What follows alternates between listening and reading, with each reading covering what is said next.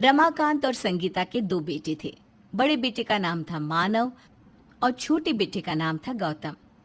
बड़े बेटे मानव की शादी रुचि के साथ हुई थी। दोनों की शादी को लगभग 3 साल हो चुके थे और आज रमाकांत और संगीता जी के घर में छोटे बेटे गौतम की शादी के बाद उसकी पत्नी निशा के गृह प्रवेश की तैयारी चल रही थी। छोटी बहू, अब इस कलश पर पैर मारो और घर के अंदर आ जाओ। आज से ये घर तुम्हारा है। और अब तुम्हें इस घर की सारी जिम्मेदारियां संभालनी है, समझ गई ना तुम? भाभी, अभी तो वो घर के अंदर आई भी नहीं, जिम्मेदारियां तो बाद में संभालेगी ना। सही तो कह रही है रुचि। इस घर में शादी होकर आई है तुम्हारी पत्नी, तो घर की सारी जिम्मेदारियां तो उसे ही संभालनी पड़ेगी ना। अरे ये सब बातें बाद में करना, चलो पहले नई बहू का स्वागत करो। 2 दिन बाद रुचि और निशा, दोनों यहाँ मेरे पास बैठो और मेरी बात ध्यान से सुनो। देखो, मैं तुम दोनों को तुम्हारा काम समझा देती हूँ। हाँ हाँ मम्मी जी, क्यों नहीं। वैसे मुझे तो सब कुछ पता है। आप निशा को समझा दीजिए ताकि कल को उससे कोई गलती ना हो। जी मम्मी जी, आप जैसा कहेंगी वैसा ही करूँगी। बताइए किस बारे में बात कर रही हैं आप? अरे मम्मी, काम बाद में समझाना। मैंने गौतम और निशा के हनीमून के टिकट बुक करवाए थे इन दोनों को गिफ्ट करने के लिए। पहले इन दोनों को 4-5 दिन घूम कर तो आने दीजिए, उसके बाद तो जिंदगी भर काम ही करना है। थैंक यू भैया, आप हमारा कितना ध्यान रखते हैं। अरे लेकिन बेटा, अभी गौतम और निशा घूमने नहीं जा सकते। लेकिन क्यों मम्मी? भैया ने टिकट भी करवा दी है और हम दोनों का भी हनीमून पर जाने का बहुत मन था। देखो बेटा, अगर तुम्हारी मम्मी मना कर रही है तो होगी कोई वजह, उसकी बात मान लो। लेकिन मम्मी, आखिर बात क्या है? जाने दीजिए ना, दोनों की नई नई शादी हुई है, घूम फिर आएंगे। अरे नहीं बेटा, वो मैंने पंडित जी से बात की थी तो उन्होंने कहा कि कुछ दिनों तक निशा का घर से बाहर घूमने जाना ठीक नहीं, हमारे घर पर संकट आ सकता है, बस इसलिए। कुछ दिनों के बाद अरे संगीता, मेरी आंखों में डालने वाली दवाई खत्म हो गई है। मानव और गौतम भी ऑफिस गए हुए हैं, जरा बहू से कहकर मंगवा तो दो, आंख में बहुत दर्द हो रहा है। निशा, जरा इधर आओगी? तुम्हारे पापा जी की दवाई खत्म हो गई है, मेडिकल स्टोर से लेकर तो आओ जरा। मम्मी जी, मैं डिनर बना रही हूँ, आप प्लीज़ रुचि भाभी को बोलिए ना, अगर वो फ्री होंगी तो वो लेकर आ जाएंगी। निशा, रुचि इस वक्त अपना फेवरेट सीरियल देख रही है जो वो हमेशा देखती है, मैं उसे डिस्टर्ब नहीं कर सकती। लेकिन मम्मी जी, इस तरह खाना अधूरा छोड़कर मैं कैसे पापा जी की दवाई लेने जाऊं?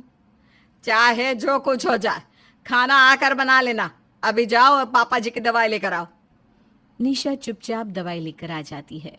रात को अपने कमरे में, गौतम, मैंने एक बात नोटिस की है, रुचि भाभी कितना भी फ्री हो, मम्मी जी उनसे कोई काम नहीं करवाती, लेकिन मुझसे सारे काम करवाती हैं। अरे हो सकता है तुम अभी घर में नहीं आई हो ना, मम्मी चाहती होंगी कि तुम घर के काम अच्छे से सीख जाओ। लेकिन गौतम, मैं खाना बना रही थी, बीच में खाना छोड़कर पहले पापा जी के लिए दवाई लेकर आई, वो भी पूरा 2 किलोमीटर पैदल चल के, और उसके बाद आकर पूरा खाना मैंने बनाया। मम्मी जी ने रुचि भाभी से एक चपाती भी सेंकने के लिए नहीं कहा। अरे कोई बात नहीं, कुछ दिनों की बात है, तुम नई आई हो शायद इसलिए यह सब हो रहा होगा, चिंता मत करो। अगले दिन सुबह के वक्त, रुचि जल्दी करो, मुझे ऑफिस के लिए देर हो रही है। मेरा टिफिन मुझे जल्दी बना कर दो, आज बहुत इंपॉर्टेंट मीटिंग है ऑफिस में। अरे रुचि क्यों बनाएगी तुम्हारा टिफिन? निशा है ना, मैं उससे कह देती हूँ। मम्मी, वो गौतम बता रहा था कि निशा उसके कपड़े आयरन कर रही है। अरे तो क्या हुआ, टिफिन तो उसे ही बनाना पड़ेगा ना। अरे मम्मी, लेकिन रुचि अभी बिल्कुल फ्री है, उसके पास इस वक्त कोई काम नहीं है, वो मेरा टिफिन बना सकती है। देखो बेटा, मुझे मत सिखाओ किसे क्या काम करना है, यह डिपार्टमेंट मेरा है, मैं अभी निशा को बुलाती हूँ। संगीता निशा को आवाज लगाती है। हाँ मम्मी जी, क्या हुआ बताइए। जल्दी से जाकर मानव के लिए टिफिन बनाओ और मेरे लिए चाय बनाओ। तुम्हारे पापा जी के लिए कॉफी बनाना। मम्मी जी मुझे थोड़ा सा टाइम दे दीजिए, गौतम को अपने ऑफिस की ट्रिप पर जाना है और उनके कपड़े आयरन नहीं है, पहले मैं वो कर देती हूँ। वो सब काम बाद में होता रहेगा, पहले जैसा मैंने बोला है वो करो।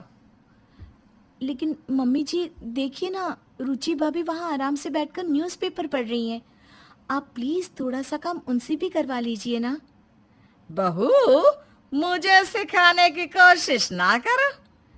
क्या काम किसे करना है ये सब मुझे मत बताओ। चुपचाप रसोई में जाओ और जो बताया है वो करो। कुछ दिनों के बाद। ये क्या बात हुई गौतम, जब से इस घर में आई हूँ पहले दिन से घर का सारा काम कर रही हूँ। रुचि भाभी तो एक कप चाय तक नहीं बनाती, मैं इस घर की नौकरानी थोड़ी ना हूँ। ये तुम कैसी बात कर रही हो? तुम्हें कोई गलत फहमी हुई है निशा। अरे इसमें गलत फहमी कैसी? मम्मी जी ने हमें हनीमून पर घूमने भी नहीं जाने दिया और मुझसे सारे काम करवाती हैं। रुचि भाभी को काम करने से साफ मना कर देती है। देखो, तुम अपने दिल में ऐसा कुछ भी मत लाओ, ऐसी कोई बात नहीं है। तुम्हारे कहने से क्या होता है गौतम? इस घर में आए हुए 6 महीने से ज्यादा हो गए हैं मुझे, और हर दिन ऐसा ही लगता है कि एक बहू बैठकर टीवी देखती है और दूसरी घर का सारा काम करती है। ये कोई सही बात है क्या? अच्छा ठीक है, तुम चिंता मत करो, सब कुछ ठीक हो जाएगा। कुछ दिनों के बाद। अरे संगीता, सुनती हो? हमारे जो दोस्त है ना शर्मा जी, उनके पोते की बर्थडे पार्टी है और किसी को तो वहां पर जाना ही पड़ेगा। मम्मी जी अगर आप कहें तो मैं और गौतम पार्टी में चले जाएं। अरे नहीं नहीं, रहने दो तुम। अगर तुम पार्टी में चली गई तो घर का काम कौन करेगा? रुचि वहां पर चली जाएगी, वैसे भी सारा दिन घर में रहकर बोर हो जाती है, थोड़ा पार्टी में जाएगी तो एंजॉय करेगी। लेकिन मम्मी जी घर में तो मैं भी सारा दिन रहती हूँ और सारे काम भी करती हूँ, अब मुझे क्यों नहीं जाने दे रही? वो घर की बड़ी बहू है और पार्टी में जाने का पहला अधिकार उसे है। और वैसे भी घर पर कोई तो होना चाहिए ना जो डिनर बनाए, तो तुम यहीं रहो। देखो निशा, मम्मी जी ठीक कह रही हैं, तुम यहाँ घर संभालो। वैसे भी मैं घर की बड़ी बहू हूँ, सब लोग मुझे ही अच्छी तरह जानते हैं, इसलिए पार्टी में तो मैं ही जाऊंगी। क्यों मम्मी जी? हाँ हाँ बिल्कुल। अब जल्दी से तैयार हो जाओ और एंजॉय करना बेटा। निशा अपने कमरे में जाकर, गौतम बहुत हो गया, मैंने आपसे कितनी बार कहा कि मेरे साथ इस घर में बहुत भेदभाव होता है। आज मुझे पार्टी में जाना था लेकिन मम्मी जी ने रुचि भाभी को भेज दिया। अरे वो घर की बड़ी बहू है इसलिए भेज दिया होगा। अरे तुम क्यों ऐसी फालतू की बातें सोचती हो? ये फालतू की बात नहीं है गौतम, क्या मैं इस घर की नौकरानी हूँ? मुझे भी तुम्हारे साथ पार्टी एंजॉय करनी है। अच्छा ठीक है, चलो मैं मम्मी से बात करता हूँ। मम्मी, रुचि भाभी पार्टी में गई हैं और निशा को भी जाना था। मैं सोच रहा था कि मैं निशा को कहीं डिनर पर ले जाता हूँ। अरे बेटा, मैं कहाँ तुम लोगों को कहीं जाने से मना करती हूँ, लेकिन वो क्या है ना, घर में बहुत सारा काम पड़ा है और रुचि भी नहीं है, तुम फिर कभी चले जाना। लेकिन मम्मी जी मेरा आज ही डिनर पर जाने का मन है, मैं भी घर में रह रहकर बोर हो गई हूँ। ठीक है बेटा, जाना चाहती हो तो चले जाओ, मैं और तुम्हारे पापा जी भूखे ही रह जाएंगे, पर क्या फर्क पड़ता है, तुम्हारा घूमने जाना तो बहुत जरूरी है ना। नहीं नहीं मम्मी, हम कहीं नहीं जा रहे। निशा आप दोनों के लिए खाना बनाएगी। आप दोनों को भूखा रखकर मैं अपनी बीवी को कहीं घुमाने नहीं ले जा सकता। निशा चुपचाप किचन में जाकर खाना बनाने लगती है। थोड़ी देर के बाद, गौतम मुझे तो लगता है कि आप अपने माँ बाप के सौतेले बेटे हो, कितना भेदभाव करते हैं वो मानव भैया और आपके साथ। चुप हो जाओ निशा, इस तरह की बातें करने की जरूरत नहीं है। हम छोटे हैं इसलिए हमें थोड़ा ज्यादा काम करना पड़ता है। ज्यादा नहीं, मुझे तो सारा काम करना पड़ता है। मैं तो इस घर से बाहर कहीं घूमने फिरने भी नहीं जा सकती। ये बहुत गलत है गौतम, और आपको इस बात को समझना पड़ेगा। मैं तुम्हारी कोई बात सुनने को तैयार नहीं हूँ, और वैसे भी रात बहुत हो गई है, चुपचाप जाकर सो जाओ। निशा दुखी होकर चुपचाप सो जाती है। कुछ देर के बाद उसे प्यास लगती है और वो पानी लेने के लिए किचन में जाती है। तभी उसे रुचि और अपनी सास संगीता के बातें करने की आवाज सुनाई देती है। और बताओ रुचि बहू, कैसी रही तुम्हारी पार्टी? क्या बताऊं मम्मी जी, मजा आ गया। बहुत अच्छी पार्टी थी। आपका बहुत बहुत थैंक यू जो आपने मुझे उस पार्टी में जाने दिया, वरना अगर निशा चली जाती तो। अरे ऐसे कैसे चली जाती निशा, तुम तो जानती ही हो मैं उसे कभी पार्टी में जाने नहीं देती। ओ मम्मी जी, आप मुझे कितना प्यार करती हैं। कभी कभी तो मुझे लगता है इतनी प्यारी सास किसी को नहीं मिलती होगी, है ना? प्यार तो तुम्हें करूंगी ही ना, मेरी बहू जो हो। लेकिन मम्मी जी, आपकी बहू तो निशा भी है, आप इससे तो बिल्कुल भी प्यार नहीं करती। अरे तुम ये सवाल क्यों पूछ रही हो? तुम तो अच्छी तरह जानती हो ना कि उसके पीछे की वजह क्या है। संगीता अपनी बहू रुचि से इतना प्यार करती थी, लेकिन निशा से बिल्कुल भी नहीं। इसकी क्या वजह थी? ये जानने के लिए हम सुनेंगे इस कहानी का दूसरा पार्ट। अरे हाँ मम्मी जी, मैं तो अच्छी तरह जानती हूँ अब सौतेली बेटी और बहू से कोई कितना प्यार करेगा। लेकिन बेचारी निशा, उसे तो ये बात पता ही नहीं है। अरे मैं अच्छी तरह जानती हूँ, गौतम ने अभी तक अपनी बीवी को ये बात बताई नहीं होगी कि वो मेरा सौतेला बेटा है। सगा बेटा तो मेरा मानव है और तू मेरी सगी बहू। प्यार तो मैं तुमसे ही करूंगी ना।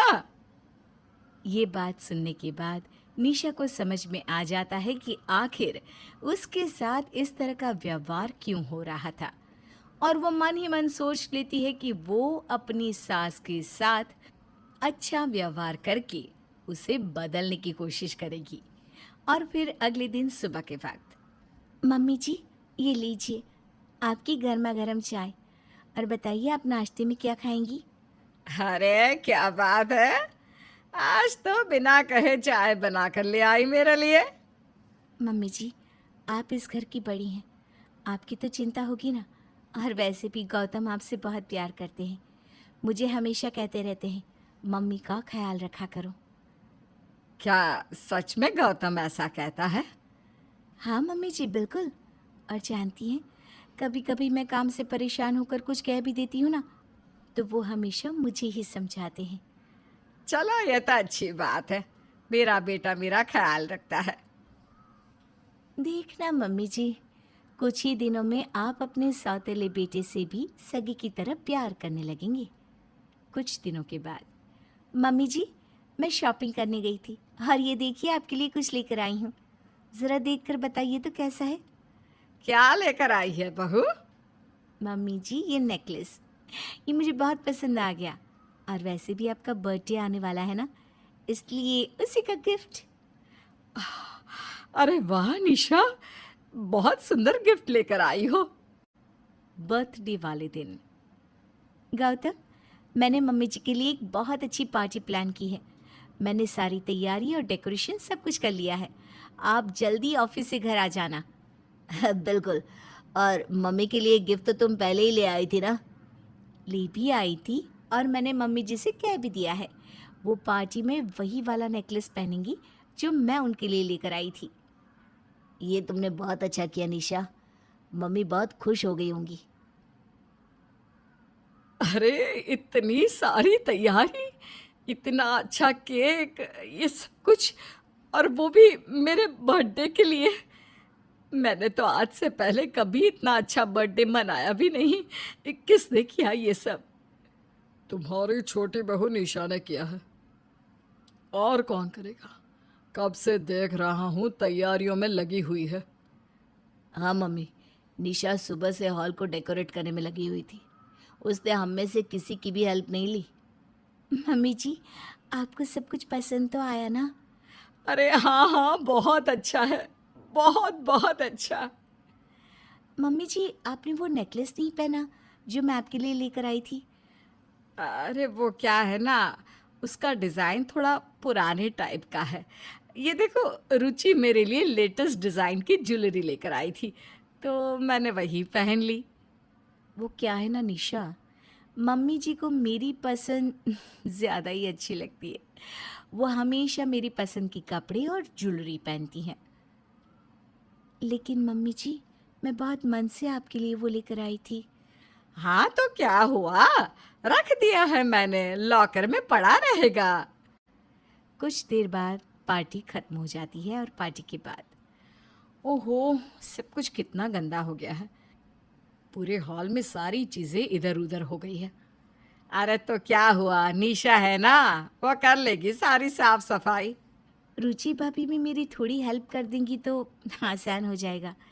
वो क्या है ना, सुबह से डेकोरेशन में लगी हुई थी, इसलिए बहुत थक गई हूँ। अरे इतनी देर से पार्टी में है रुचि, वो भी तो थक गई होगी ना, कब से डांस कर रही है। ये सफाई का काम वो नहीं करेगी, ये तो तुम्हें ही करना है। किसने कहा था इतनी डेकोरेशन करने के लिए? और वैसे भी निशा, तुम तो ऐसे बात कर रही हो जैसे ये पार्टी प्लान करके तुमने मम्मी जी पर कोई एहसान कर दिया हो। अब जब सब कुछ तुमने ही किया है तो सफाई भी तुम ही कर लो। अगले दिन शाम के वक्त अरे मानो बेटा, एक ज़रूरी बात करनी है। देखो मेरा एक दोस्त है, उसका एक बहुत ही इम्पोर्टेंट काम है, लेकिन सुबह से शाम पूरा दिन लग सकता है और थोड़ी मेहनत भी ज़्यादा होगी। मैं चाहता था कि तुम उनकी मदद कर दो। ठीक है पापा, आप मुझे बता दो क्या करना है, मैं कर दूंगा। अरे ये क्यों कर देगा, ये तो वैसे भी सारा दिन ऑफिस में रहता है। इतनी भाग दौड़ वाले काम इसे मत दिया करो। तो क्या हुआ, ज़रूरी था तो करना ही पड़ेगा ना। गौतम है ना, उसे भी तो भेज सकते हो। लेकिन संगीता, वो तो ऐसे ही ऑफिस की ट्रिप पर इतना बाहर रहता है। अब एक काम और पकड़ा दूंगा तो बेचारे को बहुत थकान हो जाएगी। आपको गौतम की थकान की चिंता है, और मेरा मानव परेशान हो जाता है, उसका कुछ नहीं। सारा काम गौतम को बताओ, वो कर देगा, समझे? निशा ये सारी बातें सुन लेती है और उसे बहुत बुरा लगता है। आखिर मैं ऐसा क्या करूं कि मम्मी जी गौतम को भी अपने सगे बेटे की तरह प्यार करे? वो ऐसा क्यों करती हैं? और फिर अगले दिन, मम्मी जी कितने दिन हो गए ना, कब से देख रही हूँ आप कहीं घूमने भी नहीं गई। चलिए, आज आप और मैं पिक्चर देखने चलते हैं। ठीक है, तुम कहती हो तो चलती हूँ तुम्हारे साथ पिक्चर देखने। शाम को निशा संगीता को अपने साथ फिल्म दिखाने ले जाती है और जैसे ही वो रात को देर से घर लौट कर आते हैं, बहुत जोर से भूख लगी है, 10 बज गए, बहू जल्दी से डिनर बना दो। मम्मी जी हमें आने में देर होने वाली थी, इसलिए मैंने रुचि भाभी से कहा था कि वो खाने की थोड़ी सी तैयारी करके रख दे। शायद उन्होंने कुछ बनाया हो। कैसी बात करती हो, वो घर की बड़ी बहू है, वो क्यों खाना बनाएगी? मम्मी जी आप तो जानती हैं ना, इस वक्त मेरा फेवरेट सीरियल आता है मैं वो देखती हूँ और उस वक्त मैं कोई काम नहीं करती। लेकिन भाभी, मैं मम्मी जी के साथ बाहर गई थी तो कैसे खाना बनाती? अरे तो अब भी कोई देर नहीं हुई, जाओ जाकर रसोई में खाना बनाओ फटाफट। मम्मी जी बहुत देर लग जाएगी सबका खाना बनाने में। एक काम करते हैं, मैं गौतम से कह देती हूँ बाहर से खाना ऑर्डर कर देंगे। अरे वाह निशा, काम से बचने का ये अच्छा तरीका है। और सुनो, मुझे ना आज घर का ही खाना खाना है क्योंकि मैं डाइटिंग कर रही हूँ। सही कह रही है रुचि बहू, अब जल्दी से जाओ निशा, जाकर खाना बनाओ। एक बार खाना बनाओगी तो सारी थकान उतर जाएगी तुम्हारी। निशा के अच्छे बिहेवियर के बाद भी उसकी सास गौतम और निशा को बिल्कुल प्यार नहीं करती और ये बात अब गौतम को भी समझ में आ गई थी। और फिर एक दिन, निशा तुम ठीक कहती हो, मम्मी का बिहेवियर तुम्हारे लिए बिल्कुल भी अच्छा नहीं है। तुम सारा दिन घर में नौकरानी की तरह काम करती हो और रुचि भाभी बस बैठी रहती हैं। गौतम, मैंने बहुत कोशिश की मम्मी जी को बदलने की, लेकिन उनके दिल में शायद मेरे लिए प्यार है ही नहीं। मैंने सोच लिया है, अब तुम्हें और ज़्यादा टॉर्चर बर्दाश्त करने की ज़रूरत नहीं है। मैंने किराए पर एक अलग घर ले लिया है, कुछ ही दिन में हम वहाँ शिफ्ट हो जाएंगे। कुछ दिनों के बाद मम्मी पापा, मैं सोच रहा था कि रुचि को लेकर अलग फ्लैट में शिफ्ट हो जाऊं। अरे नहीं नहीं बेटा, वहाँ जाने की क्या ज़रूरत है, यहाँ हम सबके साथ रहो। अरे जाने दीजिए ना, जरूर इसकी बीवी ने भड़काया होगा। यहाँ पर रहकर तो काम करना पड़ता है ना इसे, वहाँ आराम से जाकर रहेगी। नहीं मम्मी, निशा ने ऐसा कुछ भी नहीं कहा है। देखो बेटा, तुम कहीं भी रहो, हमें कोई फर्क नहीं पड़ता। हमारे पास अपने बेटा बहू है, अब जैसी तुम्हारी मर्जी वैसा करो। जैसे ही गौतम और निशा घर से जाने लगते हैं, वो अपना कुछ सामान पैक करते हैं। ये देखकर संगीता को गुस्सा आता है। ये क्या लेकर जा रहे हो मेरे घर से? मम्मी जी कुछ भी तो नहीं, बस हमारे कपड़े और जो भी सामान मुझे मेरे मायके से मिला है वो। अच्छा बहू, तो अब तुम मुझे ये बता रही हो कि तुम अपने मायके से सामान लेकर आई हो? ये सब तुम यहाँ से नहीं लेकर जा सकती। लेकिन मम्मी, ये सामान तो निशा की और मेरी शादी का है, और नए घर में हमारे पास कुछ भी नहीं है। अब देवर जी, ये बात तो आपको पहले सोचनी चाहिए थी ना। इस घर से जाना है तो चले जाओ, लेकिन खबरदार जो एक सुई भी ले जाने की कोशिश की तुमने। तुम चाहो तो अपने कपड़े ले जा सकते हो, इसके अलावा कुछ भी नहीं। लेकिन मेरे सामान पर मेरा अधिकार बनता है मम्मी जी। जो कुछ भी मेरे मम्मी पापा ने दिया है वो तो मैं लेकर जा ही सकती हूँ। तुम्हारे मम्मी पापा ने ये सारा सामान शादी में दिया है और इसलिए उस पर हमारा हक है, समझी? आई बड़ी मुझे बताने वाली। देखा मम्मी जी, इसकी जुबान कितना चलने लगी है। घर से कदम बाहर रखा नहीं और मम्मी जी को सिखा रही है। मम्मी, मैं आपका सौतेला बेटा हूँ, ये बात मैंने कभी किसी से नहीं कही, लेकिन आपने मेरी पत्नी के साथ कभी अच्छा व्यवहार नहीं किया। इतनी प्रॉब्लम है तो जा तो रहा है ना इस घर से बाहर। अब 10 बार सुनाने की क्या जरूरत है? जाओ तुम दोनों, हमें भी तुम्हारी कोई जरूरत नहीं है। निशा और गौतम दुखी होकर घर से चले जाते हैं। तो आगे क्या हुआ, निशा और गौतम की जिंदगी कैसी थी, जानने के लिए सुनिए इस कहानी का अगला पार्ट। माहिरा के कॉलेज में रोहन नाम का एक लड़का है।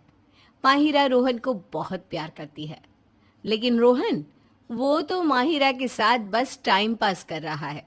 क्योंकि माहिरा एक अमीर और अच्छे खानदान की बेटी है, तो रोहन की नज़र उसके पैसों पर है। लेकिन माहिरा ये बात नहीं जानती, वो तो रोहन को सच्चा प्यार करती है। एक दिन माहिरा के घर वालों को उन दोनों के बारे में सब पता चल जाता है। माहिरा, हमने तुम्हें कॉलेज पढ़ने के लिए भेजा था, इश्क लड़ाने के लिए नहीं। और तुम्हें उस रोहन के अलावा दुनिया में और कोई लड़का नहीं मिला? अरे वो लड़कियों की जिंदगी बर्बाद करता है। उसे बस अमीर घर की लड़कियां चाहिए ताकि वो उनके पैसों पर ऐश कर सके। चुप रहो भैया, मैं रोहन के खिलाफ एक शब्द नहीं सुन सकती। मैं शादी करूंगी तो सिर्फ रोहन से और किसी से नहीं, समझे आप सब? बस बहुत हो चुका, हमने तुम पर विश्वास किया और तुम हमारे सामने खड़ी होकर बेशर्मी से अपनी शादी की बात कर रही हो। आज से तुम्हारा घर से निकलना बंद। हम जल्द ही कोई अच्छा लड़का देखकर तुम्हारी शादी कर देंगे। लेकिन पापा मेरी बात तो सुनिए। अब माहिरा के घर वाले उसके लिए लड़का ढूंढने लगे। तभी एक दिन उनके घर पर माहिरा के पिता के दोस्त सुनील और उनकी पत्नी सरोज आई। माहिरा के पिता ने माहिरा की शादी अपने दोस्त के बेटे राहुल से तय कर दी। मैं ये शादी नहीं करूंगी, और अगर आप लोगों ने जिद की तो मैं अपनी जान दे दूंगी। ना बेटी ना, तू अपनी जान मत दे। तेरे पिता ने और मैंने तुझे इस दुनिया में लाकर बहुत बड़ी गलती की है। हम दोनों ही अपनी जान दे देते हैं। इस तरह माहिरा को अपने माँ बाप की मर्जी के आगे झुकना पड़ा और उसके घर वालों ने उसकी जबरदस्ती शादी करवा दी। शादी के बाद राहुल और माहिरा पहली बार मिलते हैं तो राहुल माहिरा से बात करने की, उसके पास जाने की कोशिश करता है, माहिरा, हम आज पहली बार मिल रहे हैं। मैं तुम्हारे बारे में कुछ नहीं जानता। मुझे कुछ बताओ ना, तुम्हें क्या पसंद है, क्या नहीं पसंद। मुझे तुम बिल्कुल पसंद नहीं हो राहुल। आज के बाद मुझसे बात करने की या मेरे नजदीक आने की कोशिश भी मत करना, समझे? अरे माहिरा, डरो मत। मैं तुम्हारे पास नहीं आऊंगा और ना ही तुम्हारी मर्जी के बिना तुम्हें टच करूंगा, बस। माहिरा को राहुल का स्वभाव बहुत आकर्षक लगा, लेकिन रोहन का प्यार उसके सर पर सवार था। इसलिए उसने ठान लिया था कि अपने ससुराल वालों को वो इतना परेशान करेगी कि वो खुद उसे धक्के मारकर घर से निकाल दे और उसे मौका मिल जाए रोहन के पास जाने का। अगले दिन माहिरा की मुंह दिखाई की रस्म थी। माहिरा की सास ने उसे बहुत सुंदर साड़ी देते हुए कहा, बेटी, आज तुम्हारी मुंह दिखाई की रस्म है। तुम इस साड़ी में बहुत सुंदर लगोगी। जाओ, जल्दी से तैयार होकर आ जाओ बेटा। माहिरा मन ही मन सोचती है, आज मैं ऐसे तैयार होकर आऊंगी कि आप देखती रह जाएंगी सासू माँ। माहिरा जैसे ही तैयार होकर आई तो सब उसे देखते रह गए। माहिरा ने साड़ी नहीं बल्कि एक शॉर्ट स्कर्ट के साथ एक डीप नेक का टॉप पहना हुआ था। वहां मौजूद सारी महिलाएं उसकी बुराई करने लगी। अरे देखो तो सही, सरोज की बहू क्या हाल बनाकर आई है। इससे लाज शर्म है कि नहीं? सरोज, तुम्हारा बेटा तो इतना संस्कारी है, मगर ये बहू को कहाँ से उठा लाई हो? हे भगवान, राहुल की तो किस्मत ही फूट गई। अरे तुम सब तो ऐसे बोल रही हो जैसे मेरी बहू किसी दूसरे ग्रह से आई हो। ये आजकल का फैशन है और मेरी बहू पढ़ी लिखी है। कोई गंवार नहीं जो पुराने जमाने के कपड़े पहन कर आ जाए। और क्या कमी है मेरी बहू में, कितनी प्यारी लग रही है। माहिरा ने अपनी सास से ऐसे बर्ताव की उम्मीद नहीं की थी। उसे लगा था कि उसकी सास उसे बहुत बुरा भला कहेगी। रात को राहुल कमरे में आया तो माहिरा को लगा कि पति उससे जरूर लड़ेगा, लेकिन वो तो अपना तकिया और चादर लेकर चुपचाप सोफे पर जाकर सो गया। अगली सुबह सुमित्रा उसके पास आकर बोली, बेटा, आज तेरी पहली रसोई है। नहा धोकर तैयार हो जा और जल्दी से खीर बना दे। जब पहली बार बहू रसोई में काम करती है ना, तो कुछ मीठा बनाती है। माहिरा तैयार होकर किचन में आई और सोचने लगी, इन सब के लिए इतनी अच्छी खीर बनाऊंगी कि इन्होंने आज से पहले कभी ऐसी खीर खाई नहीं होगी। माहिरा खीर बनाकर आई और उसकी बनी खीर खाकर सब उसकी तारीफ करने लगे। वाह बहू, कितनी अच्छी खीर बनाई है। नौकरों के हाथ का खाना खाकर तो मैं बोर हो गया था। अब तुम आ गई हो तो कुछ अच्छा ही बनाओगी। हाँ बहू, सच में बहुत अच्छी खीर बनाई है। अब कभी कभी हमें अच्छा खाने को मिल जाया करेगा, है ना? मुझे नहीं पता था माहिरा कि तुम इतनी अच्छी कुकिंग भी कर लेती हो। इस बात पर एक गिफ्ट तो बनता है। राहुल ने अपनी जेब से एक सोने की अंगूठी माहिरा को दी। माहिरा ने अंगूठी पर ध्यान नहीं दिया। उसने एक चम्मच उठाया और थोड़ी सी खीर चख के देखी। छी, कितनी गंदी खीर है। इसमें तो नमक ही नमक है। आप लोगों ने कैसे खा ली और ऊपर से मेरी तारीफ भी कर रहे हो? बेटा, हमने सोचा कि तुमने इतनी मेहनत से खीर बनाई है, अगर हम खीर में कोई कमी निकालते तो तुम्हें अच्छा नहीं लगता। और छोटी मोटी गलतियां तो होती रहती है। अगली बार नमक की जगह चीनी डाल देना, बस। माहिरा, वैसे भी ये सिर्फ एक रस्म है। तुम्हें कौन सा यहाँ रोज रोज खाना बनाना है? खाना बनाने के लिए यहाँ बहुत सारे लोग हैं।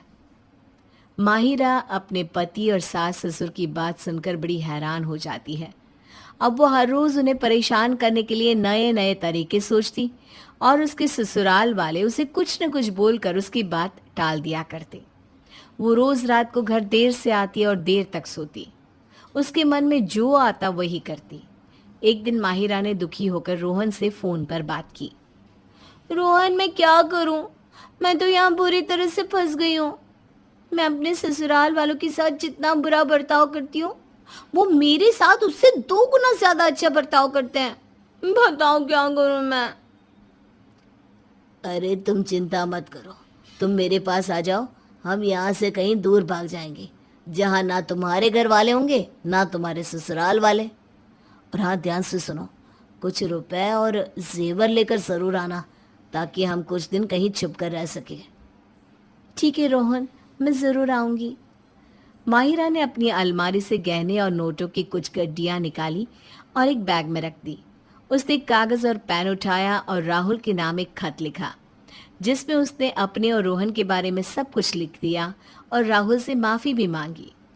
माहिरा के जाने के बाद राहुल घर पर आया। उसने वो खत पढ़ा तो उसे बहुत दुख हुआ। राहुल पूरी रात ऐसे ही बैठा रहा। जैसे ही सुबह हुई, उसकी फ़ोन की रिंग बजी। राहुल ने फ़ोन उठाया तो एक आदमी बोला, हेलो, क्या मैं राहुल जी से बात कर सकता हूँ? जी हाँ, मैं राहुल बोल रहा हूँ। आप कौन? मैं सिटी हॉस्पिटल से बोल रहा हूँ। आपकी वाइफ माहिरा जी का एक्सीडेंट हो गया है, आप जल्दी से वहाँ आ जाइए। राहुल जल्दी से हॉस्पिटल पहुंचा तो उसने देखा कि माहिरा के सर और हाथ पर पट्टी बंधी थी। वो लगातार रोए जा रही थी। राहुल उसके पास बैठा और उसे चुप कराने की कोशिश करने लगा। चुप हो जाओ माहिरा, तुम बिल्कुल ठीक हो, तुम्हें कुछ नहीं हुआ। तुम तो रोहन के साथ थी ना? रोहन कहाँ है? वो ठीक है? मैं रोहन के साथ कार में थी। हमारी कार एक ट्रक से टकरा गई। रोहन ही मुझे यहाँ अस्पताल छोड़कर गया है। बोल रहा था कि दवाई लेने जा रहा हूँ, लेकिन सुबह हो गई, अभी तक नहीं आया। मेरा बैग भी उसी के पास है। तुम परेशान मत हो, वो आ जाएगा। अभी तुम मेरे साथ घर चलो। माँ और पिताजी तुम्हारी वजह से रात से बहुत परेशान हैं। तो क्या आपने वो खत वाली बात किसी को नहीं बताई? नहीं, मैंने किसी को कुछ नहीं बताया और ना ही बताऊंगा। तुम घर चलो, जल्दी से ठीक हो जाओ, उसके बाद देखते हैं कि क्या करना है। राहुल और उसके माता पिता ने माहिरा की बहुत देखभाल की, उसका बहुत ख्याल रखा। वो जल्द ही बिल्कुल ठीक हो गई। माहिरा बिल्कुल बदल चुकी थी, जैसे कि ये उसका नया जन्म हो। वो अब दिन रात घर पर ही रहती, घर का काम करती और अपने सास ससुर की बहुत देखभाल करती। धीरे धीरे वो राहुल के नज़दीक आने लगी और उसे पता ही नहीं चला कि वो कब राहुल से प्यार करने लगी। वो राहुल की छोटी से छोटी चीज़ का ध्यान रखती। राहुल माहिरा के अंदर ये बदलाव देखकर बहुत खुश था। एक दिन राहुल ने माहिरा को बुलाकर कहा, माहिरा, मेरे पास तुम्हारे लिए एक सरप्राइज है, आओ मेरे साथ गार्डन में। माहिरा खुशी खुशी राहुल के साथ गार्डन में चली गई। अपने ननद के कमरे के दरवाजे पर खड़ी प्रिया और सुनैना सुबह 10 बजे तक अपनी ननद को सोता हुआ देखकर आपस में एक दूसरे से कहती हैं, असली जीवन तो ये है, शादी के पहले कितना सही था, आराम से उठती थी मैं भी। कोई झंझट नहीं, कोई टेंशन नहीं, पर अब घर भी देखना पड़ता है और बिजनेस भी। सुनैना और प्रिया आपस में बात कर रही थी कि तभी जोरों की अंगड़ाई लेती हुई सोनिया उठती है। अरे वाह भाभी, बिल्कुल टाइम पर आई हैं आप। कॉफी लेकर दीजिए दीजिए, बिना कॉफी के रेडी नहीं करती। Bye God. स्नेहा जाकर अपनी ननद को कॉफी का मग पकड़ाती है और कॉफी को टेस्ट करते ही सोनिया चीखती हुई कॉफी थूक देती है। ओ गॉड भाभी, आपने इसमें दूध डाल दिया। यू नो ना, मैं डाइट पर हूँ। मेरे कॉलेज में इवेंट होने वाला है, मैं तब तक पतली नहीं हुई तो कैसे चलेगा।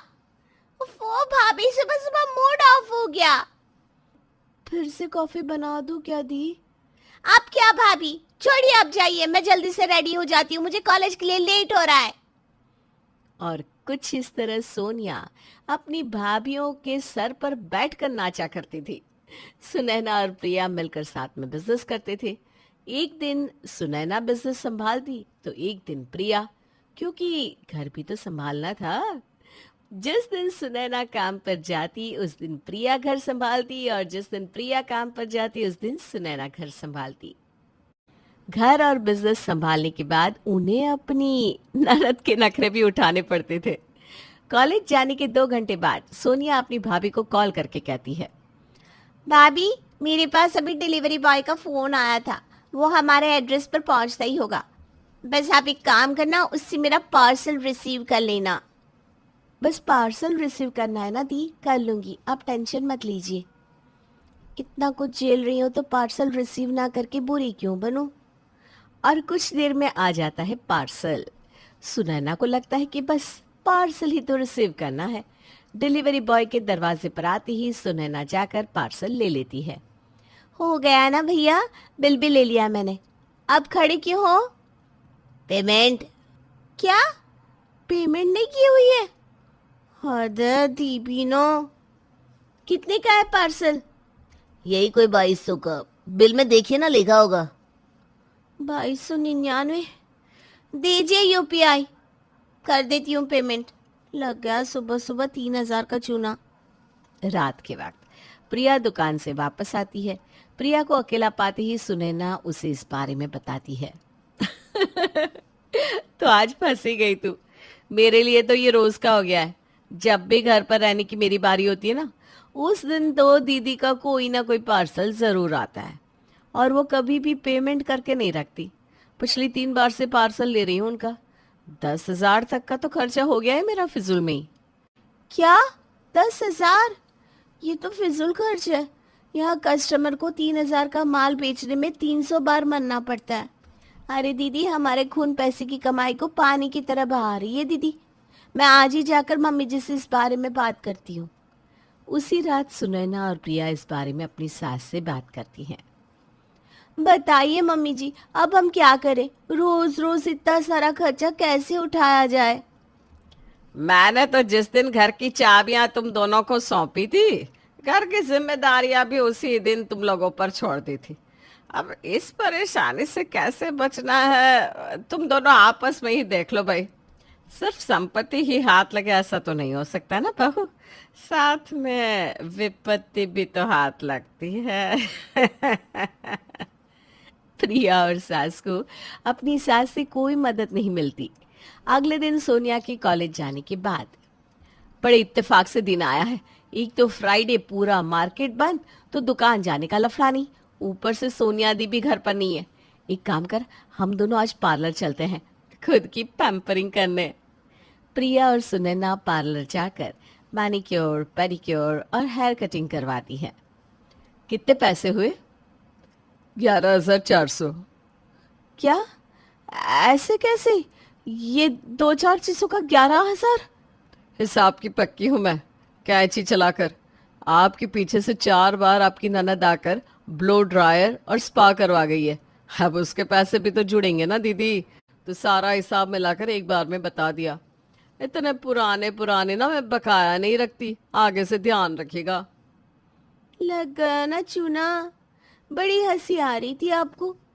अब तो कोई परमानेंट सॉल्यूशन कीजिए दीदी का। बस बहुत हुआ। अब तो किसी भी तरह दीदी की शादी करनी होगी। अब जीजा जी उठाए उनके खर्चे, मुझसे तो ना हो रहा। घर लौटने के बाद प्रिया बड़ी होशियारी से अपनी सास के पास जाती है और उनसे बातों बातों में कहती है, बचपना बहुत है ना दीदी में। 10 बजे उठना, हाथ में कॉफी चाहिए, नहाने के बाद टॉवेल बेड पर छोड़ देना और अपने भाइयों के पर्स से चिपके रहना। अरे भाई, बड़े भाई है तो इतना तो करना ही पड़ेगा नहीं? हम भी तो पहले ऐसे ही थे, पर जैसे ही शादी हुई अपने आप लाइन पर आ गए। शायद बेटियों की शादी ना इसलिए भी की जाती है ताकि उसमें बड़प्पन आ जाए। खैर, क्या फर्क पड़ता है। दीदी की शादी को तो अभी कम से कम 5 साल बाकी है। अभी उम्र ही कितनी है उनकी? 28 साल? ये कोई उम्र होती है? शादी की उम्र आएगी तो खुद अकल आ जाएगी उन्हें। अरे रोक रोक बड़ी बहू, क्या कहा तूने? इधर उधर के काम में मैं तो यह भूल ही गई थी कि 28 साल की हो गई है सोनिया। अब तो जल्द से जल्द इसकी शादी करनी पड़ेगी। तो दीदी का बायोडेटा इधर उधर भेज दूं क्या मम्मी जी? अब तू कुछ नहीं करेगी, इस घर की बड़ी मैं हूं। बस तुम कल नाश्ते के बाद सभी को मेरे कमरे में ले आना। अपनी सास की बात मानकर प्रिया अगले दिन नाश्ते के बाद सभी को अपनी सास के कमरे में ले जाती है, जहां सुधा सीधा अपना डिसीजन सुना देती है। ये ले 1,00,000 रुपए मांग, तेरे हाथ में दे रही हूँ। सभी के कपड़ों की खरीदारी तुझे ही करनी है। Really mummy? पर किस खुशी में? अगले महीने तेरी शादी है बेटा। है? सभा बर्खास्त। और सोनिया की मर्जी के खिलाफ हो जाती है उसकी शादी। सोनिया की विदाई के बाद उसके दोनों भाई और भाभियां मिलकर महफिल जमाते हैं। बाप रे बाप, प्रिया मान गए तुझे। बोलना नहीं चाहिए पर बहुत बड़ा काम किया है तूने, सच्ची। अभी तो मेन सरप्राइज बाकी है। ये रही मनाली की 4 टिकट्स। सभी मेहमानों की विदाई करके 10 दिन बाद हम निकल चलेंगे अपनी मनाली की ट्रिप पर। अरे वाह भाभी, यू आर फैंटास्टिक। अब होगी पैसों की बचत, और अब तुम दोनों को भी ना ज्यादा काम करने की जरूरत नहीं है। हम अपने ऑफिस में ब्रेड जाम या रात की रोटियां ले जाएंगे। आराम से उठना। पापा मम्मी तो ऐसे भी 10 बजे के बाद ही उठते हैं। रात को भी खाना बना कर रख देना, हम गरम करके ले लेंगे। जितना टेंशन तुम लोगों को उठाना था तुम दोनों ने उठा लिया, अब आराम से जियो। प्रिया और सुनैना के लिए उनका ससुराल अब जन्नत बन चुका था, क्योंकि उन्हें अब किसी भी चीज की टेंशन नहीं होने वाली थी। सोनिया के जाने के बाद प्रिया और सुनैना का पहला दिन तो बहुत अच्छा गुजरता है, पर दूसरे ही दिन सवेरे सवेरे प्रिया के फोन पर उसके जीजा जी का फोन आता है। कैसी है भाभी जी आप? हो गया सवेरा? हाँ हाँ छोटे जवाई जी, बताइए क्या सेवा करें हम आपकी। नहीं नहीं, सेवा नहीं करनी है, बस एक छोटा सा उपकार कर दीजिए। आपकी इकलौती ननद के लिए कुछ गोल्ड ज्वेलरी ऑर्डर की है मैंने। मेरे एड्रेस पर डिलीवरी हो ही नहीं रही थी, तो मैंने आपके एड्रेस पर डिलीवरी करवा दी। आप बस पार्सल रिसीव कर लीजिएगा। पार्सल तो मैं रिसीव कर लूंगी जीजा जी, पर सब कुछ अपनी बीवी के लिए, हमारे लिए कुछ भी नहीं। 4 चेन ऑर्डर किए मैंने आपकी ननद के लिए, एक आप रख लीजिएगा। ये कहकर निशांक फोन रख देता है। गहनों की बात सुनकर ऐसी कौन सी औरत होगी जो खुश ना हो, और प्रिया को तो मुफ्त में सोने की चेन मिलने वाली थी, जिससे उसकी खुशी का कोई ठिकाना ही नहीं था। मानना पड़ेगा सोनिया दीदी को, हस्बैंड तो बहुत अच्छा मिला है। शादी के 4 दिन हुए नहीं कि 4 सोने की चेन मंगवाए हैं दीदी के लिए, जिसमें से एक मेरा भी है। बस तू पार्सल आने दे, सबसे बेस्ट पीस पहले मैं ही निकालूंगी। बताओ, मैंने जब भी पार्सल लिया नुकसान ही हुआ, और जब फायदे की बात निकली तो मुझे पार्सल लेने बोला ही नहीं गया। आप ना बहुत लकी हो भाभी। और 4 दिन बाद पार्सल अपने समय पर प्रिया के घर पहुंच जाता है। डिलीवरी बॉय की आवाज सुनते ही भागती हुई प्रिया दरवाजे पर जाती है और पार्सल रिसीव कर कमरे की तरफ जाने लगती है कि डिलीवरी बॉय कहता है, मैम पेमेंट आधा पेमेंट हुआ है, 50% पेमेंट बाकी है। क्या जीजा जी ने भी पेमेंट नहीं किया? कितना पेमेंट करना है भैया? 1 लाख। तभी वहां मयंक आ जाता है। सवेरे सवेरे 1 लाख का क्या मंगवा लिया प्रिया तुमने? आप ही कीजिए पेमेंट, आप ही के जीजा जी का पार्सल है, उनसे ले लीजिएगा बाद में। अभी तो सिर्फ पार्सल आया था, पार्सल भेजने वाले जीजा जी का आना तो अभी बाकी था। अगली सुबह दरवाजे पर पहुंच जाते हैं अपने सालों के इकलौते निशांक जीजा जी विथ सोनिया। जिस दामाद के आने के पहले ही उसके ससुराल वालों को 1 लाख का चूना लग गया हो, उसके ससुराल पहुंचने के बाद न जाने क्या होगा। कहाँ गई भाभी? मेरी आवाज सुनकर छिप गई क्या? छुड़वा लिया ना मुझसे पीछा। आपके घर खाना खाने नहीं आई हूँ, मुंह छिपाने की जरूरत नहीं है भाभी। अरे बेटा क्यों नाराज हो रही है? आ रही है ना तेरी भाभी। प्रिया तो दुकान गई है और सुनैना ना आ रही है। अब तू बता कैसी है तू? मेरी तो शादी कर देना मम्मी, अब मैं कैसी भी रहूं क्या फर्क पड़ता है? अरे सोनिया क्या तुम भी? नहीं नहीं मम्मी जी, वो बात यह है कि सोनिया का वहाँ मन ही नहीं लग रहा, इसलिए मैं इसे यहाँ ले आया। सोनिया को वापस देखते ही सुनैना सबसे पहले प्रिया को कॉल करके घर बुलाती है और आधे ही घंटे में प्रिया मयंक के साथ अपने ससुराल पहुंच जाती है। आपका पार्सल आ गया है जीजा जी। लगता है पार्सल की आपने हाफ पेमेंट की थी जीजा जी, 1 लाख मुझे देने पड़े। वैसे तो कोई दिक्कत की बात नहीं है, पर 1 लाख कैश कौन रखता है, और ऑनलाइन ट्रांजैक्शन वो भी इतने बड़े अमाउंट का, आप समझ सकते हो जीजा जी। लीजिए देखिए, ऐसे ऐसे साले हैं आपके नसीब में। दहेज के नाम पर इन्होंने एक फूटी कोड़ी नहीं ली थी, तो कम से कम तुम भाइयों को इन्हें सोने की चेन पहनानी चाहिए कि नहीं? पर नहीं, यहाँ साले जीजाओं को छाती पर बैठा कर रखते हैं और तुम लोग हो कि इनके आते ही पैसे का हिसाब करने लगे। किसी ने पानी तक नहीं पूछा इनसे, जब से आए हैं बेचारे प्यासे बैठे हैं। नहीं नहीं, बहुत हुआ, चलिए आप यहाँ से, आपकी और इंसल्ट नहीं देख सकती मैं। अरे नहीं नहीं दीदी, बेटी इस तरह नाराज होकर जाती हुई शोभा देती है क्या? रुकिए, और 1 लाख देकर जाइएगा। कुछ कहा क्या आपने? आप दोनों पहले खाना खा लीजिए, दिमाग ठंडा कर लीजिए। चल सुनैना किचन में। सोनिया और निशांक खाने पर बैठते हैं। सुनैना लाकर सोनिया के आगे पूरियां परोसती है। बस 2 पूरियां? ये भी क्यों दी? खाली थाली ही दे दी होती भाभी। अरे क्या बात हो गई सोनिया, कुछ और बनवा दूं क्या? 2 पूरियां लाकर प्लेट में डाला गया है मेरे।